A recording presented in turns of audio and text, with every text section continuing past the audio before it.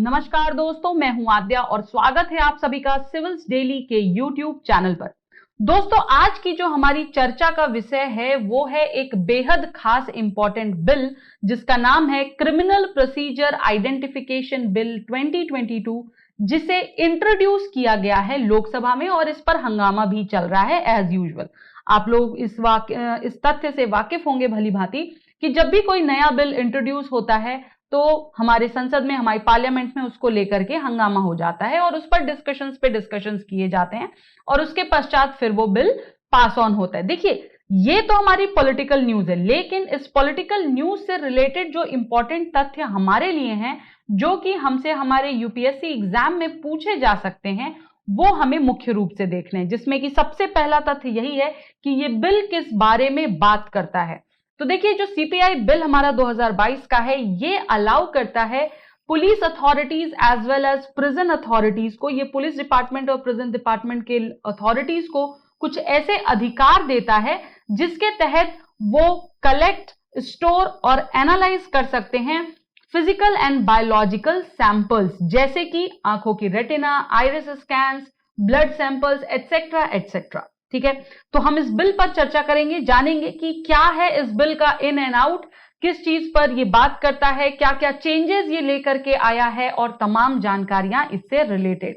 तो चलिए इसे डिटेल में समझते हैं। सबसे पहले जानेंगे कि आखिर में वो क्या मुद्दे हैं, वो क्या चीजें हैं जो ये बिल इंट्रोड्यूस कर रहा है एनफोर्समेंट की, जिसको लेकर के बात कर रहा है। ठीक है, तो जो सबसे पहला देखिए, ये जो बिल है ये ऑथराइज करेगा हमारे लॉ एनफोर्समेंट एजेंसीज को बेसिकली कि वो कलेक्ट और स्टोर और एनालाइज कर सकते हैं फिजिकल एंड बायोलॉजिकल सैंपल्स जो कि कन्विक्ट्स हैं। ठीक है, या जो और लोग भी हैं जो कि जिनके की आइडेंटिफिकेशन और इन्वेस्टिगेशन के तौर पर जो है वो क्रिमिनल मैटर्स में कहीं ना कहीं इन्वॉल्व हो रहे हैं और उनकी भी जानकारियां जरूरी हैं, उनसे रिलेटेड लोगों को भी ये बिल अधिकार देता है कि आप उनके भी सैंपल्स ले सकते हैं। ठीक है, दूसरा मुद्दा जो इस बिल को लेकर के है वो ये है कि ये बिल रिपील करेगा आइडेंटिफिकेशन ऑफ प्रिजनर्स एक्ट 1920 को, जो कि ये प्रोवाइड करता है कि भाई आप सिर्फ फिंगरप्रिंट्स या फुटप्रिंट्स ले सकते हैं आइडेंटिफिकेशन के लिए। ठीक है, तो ये जो एक्ट थी हमारी, इसको रिपील करेगा। ये जो हमारा basically criminal procedure identification bill है, इसके अनुसार अगर देखा जाए तो अब जो है ये आपको काफी सारी कैटेगरीज में जो है अलाउंस मिल रही है, जिसके तहत मेजरमेंट्स लिए जा सके, जिसके तहत सैंपल्स लिए जा सके और उन्हें इन्वेस्टिगेट भी किया जा सके। And as per this bill, कोई भी स्टेट गवर्नमेंट या यूनियन टेरिटरी का एडमिनिस्ट्रेशन जो है वो नोटिफाई कर सकता है किसी भी अप्रोप्रिएट एजेंसी को, और क्या करने के लिए, कलेक्ट करने के लिए, कि भाई आप जाकर के सैंपल्स कलेक्ट और प्रिजर्व कर सकते हैं, मेजरमेंट शेयर कर सकते हैं of a person of interest in their respective jurisdiction, यानी कि आपके जुरिस्डिक्शन के तहत, ठीक है, जो भी स्टेट है या टेरिटरी है, अगर उसकी जुरिस्डिक्शन के तहत जितने भी लोग आ रहे हैं और उनका सैंपल टेकिंग जो है वो उनकी इन्वेस्टिगेशन के लिए जरूरी है, तो उन्हें ये अधिकार मिलता है। किसके तहत? आपराधिक प्रक्रिया पहचान विधेयक के तहत, जिस पर कि हंगामा चल रहा है। ऑब्वियसली बात है कि क्यों हंगामा होगा, हंगामा इसी चीज को लेकर होगा कि क्या सही है क्या गलत है। कुछ की फीचर्स हैं इस बिल के जो कि ये बिल बताता है। सबसे पहला है हमारा डिफाइन मेजरमेंट्स को लेकर के। तो देखिए इसके तहत क्या क्या चीजें इंक्लूडेड हैं। Finger impressions, palm print, footprint impressions, photographs, iris and retina scan, physical and biological samples and their analysis. दूसरा मुद्दा इसमें, it will empower the national crime record bureau. How? Because it will be giving those rights to NCRB कि भाई आप जाइए, आप जो है कलेक्ट करिए, स्टोर करिए, प्रिजर्व करिए रिकॉर्ड ऑफ मेजरमेंट्स को, और उन्हें आप शेयर या डिसेमिनेशन या destruction and disposal of records भी कर सकते हैं। ठीक है, नेक्स्ट है इसमें, it will empower a magistrate that directly, जो मजिस्ट्रेट है हमारे, वो किसी भी व्यक्ति विशेष को डायरेक्शन दे सकते हैं कि भाई आप जाइए और मेजरमेंट्स लेकर के आइए। जो मजिस्ट्रेट हैं वो किसी लॉ एनफोर्समेंट ऑफिशियल को भी डायरेक्ट कर सकते हैं बेसिकली कि भाई आप भी जाइए और fingerprints, footprint, impression, photograph etcetera को आप कलेक्ट करके ला सकते हैं with specified category of convicted and non convicted persons. ठीक है, देन जो ये चीज एम्पावर करता है वो है पुलिस और प्रिजन ऑफिसर्स को कि भाई आपको भी अधिकार है कि आप मेजरमेंट्स ले सकते हैं, और जो लोग रेजिस्ट या रिफ्यूज कर रहे हैं उनका भी आप ले सकते हो। ठीक है, यानी अगर किसी ने मना किया तो ये नहीं कि आप उनका नहीं लोगे, आप उनका भी ले सकते हो, यह अधिकार आपको प्राप्त है। And last but not the least, this bill authorises police to record signatures, handwriting और बिहेवियरल एट्रीब्यूट्स ऑल्सो। और ये सारी चीजें कहां रेफर हैं? सेक्शन 53 में, सेक्शन 53A में सीआरपीसी के 1973 के तहत। ठीक है, कि आप एनालिसिस के पर्पज से ये सारी चीजें रिकॉर्ड कर सकते हैं। ठीक है, तो ये कुछ इंपॉर्टेंट मुद्दे थे, की फीचर्स थे। ठीक है, नोटेबल फीचर क्या है इस बिल का? तो जो अहम खास फीचर है वो है मेंटेनेंस ऑफ रिकॉर्ड। तो जो यहां पर एनसीआरबी है बेसिकली उनको भी एम्पावर किया गया है, और एनसीआरबी जो है ये रिपोजिटरी होगा फिजिकल और बायोलॉजिकल सैंपल, सिग्नेचर्स वगैरह को लेकर के, और वो प्रिजर्व कर सकते हैं इन सैंपल्स को फॉर एटलीस्ट 75 ईयर्स। ठीक है, एक लंबे समय तक जो है इनको ये प्रिजर्व करके रख सकते हैं। जो रिकॉर्ड है इन मेजरमेंट्स के वो जो है रिटेन किए जाएंगे डिजिटल और इलेक्ट्रॉनिक फॉर्म में। ठीक है, कितने टाइम के लिए? 75 ईयर्स के लिए from the date of collection. और जो कोर्ट या मैजिस्ट्रेट है वो जो है for reasons to be recorded in writing, they can direct agencies कि भाई आप रिकॉर्ड्स को मेंटेन करके रखिए।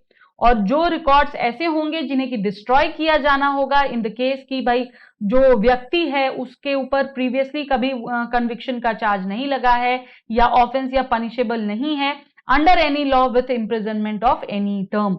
ठीक है, तो जिनके ऊपर नहीं है उनके रिकॉर्ड जो है वो डिस्ट्रॉय कर दिए जाएंगे, सिर्फ उनके ही रखे जाएंगे जो कि किसी उसमें जो है उन पर आरोप साबित हो चुका रहेगा। ठीक है, कुछ फीचर्स जो थे इनके मैंने आपको बता दिया कि देखिए क्या क्या चीजें ऑब्टेन की जा सकती हैं। Fingerprint, palm print, footprint, photograph, iris, retina scan. ठीक है, biological samples, blood for DNA testing इसमें ये भी आएगा, तो इसको ध्यान से देखिएगा। किसके लिए जा सकते हैं? कन्विक्ट्स के लिए जा सकते हैं, जो लोग अरेस्ट किए गए हैं उनके लिए जा सकते हैं, या उनके भी लिए जा सकते हैं जो मेयरली अंडर प्रिवेंटिव डिटेंशन आते हैं। मैजिस्ट्रेट ऑर्डर देखिए जरूरी नहीं है, लेकिन मैजिस्ट्रेट ऑर्डर अपने उस पर करवा सकता है, ऐसा नहीं कि उसके पास पावर नहीं है, बट हाँ इट इज नॉट नेसेसरी। ठीक है, चलिए आगे बढ़ते हैं। क्या जरूरत है ऐसे लॉ की? एक बहुत अहम खास मुद्दा हमारे मेंस एग्जामिनेशन के नजरिए से कि भाई आखिर जरूरत क्या है ऐसे लॉ की। तो देखिए दुनिया भर में इतना ज्यादा क्राइम रेट बढ़ चुका है और इतने तरह तरह के क्राइम बढ़ चुके हैं कि जो है कोई भी सिक्योर नहीं है, और क्राइम को कहीं ना कहीं कंट्रोल करने के लिए इस लॉ का आना जरूरी है। ठीक है, जो और इसके साथ साथ आप देख रहे हो वर्ल्ड वाइड टेक्नोलॉजिकल और साइंटिफिक चेंजेस आ रहे हैं, और क्राइम जो है साइंटिफिक और टेक्नोलॉजिकल माध्यम में भी बहुत ज्यादा बढ़ रहा है। ठीक है, जितनी भी एडवांस कंट्रीज हैं, डेवलप्ड कंट्रीज हैं अक्रॉस द ग्लोब, वो सभी रिलाई कर रही हैं on the new measurement techniques for reliable results. ठीक है, और इसलिए ये जरूरी समझा जा रहा है कि भाई हमें भी जरूरत है, हमारे देश को भी जरूरत है टू एक्सपैंड द एम्बिट। ठीक है, और जो मेजरमेंट्स लिए जा रहे हैं, जो इन्वेस्टिगेशन की जा रही है इन्वेस्टिगेटिंग एजेंसीज के द्वारा, उन्हें सफिशिएंट लीगली एडमिसेबल एविडेंसेस मिल सके सो दैट वो प्रॉपरली जो है अपना योगदान दे सकें एंड देन क्राइम जो है वो समाप्त किया जा सके। ये जो बिल है ये सिर्फ इन्वेस्टिगेटिंग एजेंसीज को मदद नहीं करेगा, बल्कि it will also increase the prosecution process. ठीक है, और एक और इंपॉर्टेंट चीज है कि यहां पर एक चांस इस बात की भी बढ़ रही है कि जैसे ही इंक्रीज इन कन्विक्शन रेट्स होंगे कोर्ट्स जो हैं कोर्ट्स में जो है ये चीजें बढ़ाएंगी। ठीक है, क्योंकि हमारे पास ज्यादा सबूत होगा, हमारे पास ज्यादा कंक्रीट इंफॉर्मेशन होगी, टू द पॉइंट होगी कि भाई ये व्यक्ति अगर इन्वॉल्व है तो है, अगर नहीं है तो नहीं है। ठीक है, तो इसलिए ये लॉ जो है हमारी सेफ्टी के लिए, क्विकर जजमेंट के लिए, और ये कह सकते हैं कि टू द पॉइंट और एक जस्टिफिएबल जजमेंट के लिए जरूरी है। ठीक है, ओके, रिफ्यूजल टू कंप्लाई की बात अगर हम करें तो रिफ्यूजल टू कंप्लाई में आता है वो लोग जो कि मना करते हैं, दे आर सेइंग नो कि भाई हम सैंपल नहीं देंगे, या वो रेजिस्टेंस कर रहे हैं सैंपल या मेजरमेंट्स देने में, तो इस एक्ट के तहत उन पर ऑफेंस लगाया जाएगा अंडर सेक्शन 186। तो 186 आईपीसी का क्या कहता है? It talks about obstructing public servant in discharge of public function, ठीक है। और कोई भी सूट या किसी भी प्रोसीडिंग में जो है अगर कोई भी लाई है against any person for anything done और intended to be done in good faith under this act और any rule made thereunder, ठीक है, तो कोई भी सूट नहीं आएगा।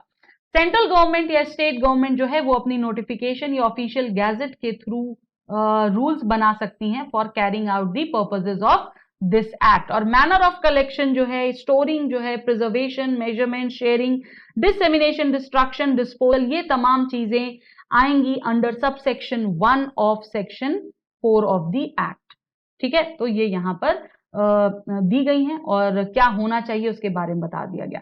अब देखिए जो पूरा का पूरा लोकसभा में हंगामा चल रहा है, ठीक है, वो किस मुद्दे पर चल रहा है? क्योंकि वहां पर आ रहे हैं कुछ इश्यूज, और इश्यूज क्या हैं बिल के साथ? तो देखिए सबसे पहला इशू उठकर आ रहा है कि भाई ये बिल अनकॉन्स्टिट्यूशनल है, ठीक है। क्यों? क्योंकि ये बिल जो है ये आर्टिकल 20 क्लॉज 3 का जो हमारा उल्लेख है कॉन्स्टिट्यूशन में उसको कॉन्ट्राडिक्ट कर रहा है, जो कि अपने आप में एक फंडामेंटल राइट है, ठीक है। दूसरा चीज कहा जा रहा है कि इसमें वायलेशन हो रहा है आर्टिकल 21 का, जिसमें कि ये बिल जो है ये सीक कर रहा है कि भाई यहां पर प्रोविजंस दिए जा रहे हैं to persons who are held under any preventive detention law, ठीक है। देन थर्ड मुद्दा आ रहा है कि भाई देखिए यहां पर लेजिस्लेटिव कॉम्पिटेंस है, जो ये बिल है ये बियॉन्ड है लेजिस्लेटिव कॉम्पिटेंस ऑफ पार्लियामेंट के, और ये वायलेट करेगा fundamental rights of citizens including right to privacy, ठीक है।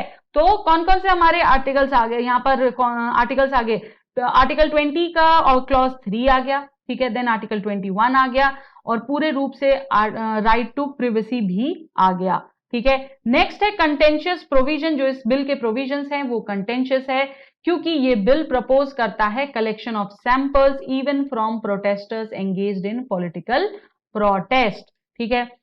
नेक्स्ट है कि भाई लैक ऑफ क्लैरिटी है इस बिल में, क्योंकि बहुत सारे प्रोविजंस जो हैं वो डिफाइंड नहीं किए गए हैं इस बिल में, और जैसे कि the statement of object says कि it provides for collection of measurement for convicts and other persons, but जो यहां पर अदर पर्संस का वो है, ठीक है, जो एक्सप्रेशन है उसको डिफाइन नहीं किया गया है कि एग्जैक्टली अदर पर्सन में कौन कौन से लोग आएंगे, ठीक है। और जो जुरिस्प्रूडेंस है इस बिल का around the right to be forgotten, वो जो है अभी अपने आप में एक अर्ली स्टेज में है भारत में, और पुट्टास्वामी जजमेंट जो है इसको डिस्कस करता है कि it is as a facet of the fundamental right to privacy. तो मुख्य रूप से राइट टू प्राइवेसी यहां पर भंग हो रहा है, जो कि एक हमारा फंडामेंटल राइट है, इसलिए कॉन्स्टिट्यूशनली रूप से ये बिल जो है वो मान्य नहीं है, ऐसा कहा जा रहा है बेसिकली, ठीक है। आपकी क्या राय है इस पूरे मुद्दे पर? लिखकर हमें बताइए आपको क्या लगता है कि ये बिल आना चाहिए या नहीं आना चाहिए, एंड सेकेंडली कि इस बिल का क्या सदुपयोग होना है या दुरुपयोग होना है, आपको क्या लगता है कि ये बिल कितना ठीक है, और गलत है तो कितना गलत है, ठीक है। जरा फटाफट से लिख के बता दीजिए मुझे। और एक क्वेश्चन है आपके लिए, देखिए जब भी बिल आता है ना, बिल का जब भी उल्लेख होगा चाहे वो किसी भी पार्ट में हो, तो इस बिल का जो स्टैटिक पोर्शन होता है वो हमारे लिए काफी ज्यादा इंपॉर्टेंट हो जाता है, ठीक है। और इसीलिए मैंने आपको एक क्वेश्चन दिया है, जरा इसको सॉल्व करके मुझे आंसर बताइएगा। कल जो क्वेश्चन मैंने आपको दिया था उसका आंसर आप लोगों ने काफी सही बताया था, उसका आंसर टी सेल्स है, वेरी गुड। आज भी मैं उम्मीद करती हूं कि आप लोगों से मुझे सही आंसर्स मिलेंगे, फटाफट से कमेंट करके बता दीजिए। और एक बहुत ही खास इंपॉर्टेंट इंफॉर्मेशन की आप लोगों को बताया गया था पर्सनलाइज टाइम टेबल के बारे में, कि हमारी सीडी की टीम जो है आपके लिए पर्सनलाइज टाइम टेबल बनाएगी। तो वो स्टूडेंट्स जो कि 2022 के प्रीलिम्स में बैठ रहे हैं और उन्हें प्रॉब्लम आ रही है, उन्हें क्लू नहीं है कि भाई हमें क्या करना है, तो आप लोग आज हमें शाम 6 बजे गूगल मीट लाइव सेशन पर मुझे और सिद्धार्थ सर को ज्वाइन कर सकते हैं रिगार्डिंग यूपीएससी प्रीलिम्स 2022 का जो मुद्दा है टाइम टेबल को लेकर, कि कैसे आने वाले 60 दिनों को आपको यूटिलाइज करना है, कैसा क्या आपका टाइम टेबल होना चाहिए। तो चलिए मिलते हैं आज के लाइव गूगल मीट सेशन पर फॉर दोज स्टूडेंट्स और aspirants who are going to appear in 2022। तब तक के लिए ध्यान रखिए, पढ़ते रहिए, मस्त रहिए, स्वस्थ रहिए। धन्यवाद, नमस्कार, जय हिंद, जय Bharat. Subscribe to our YouTube channel and press the bell icon on the YouTube app and never miss another update from Civils Daily.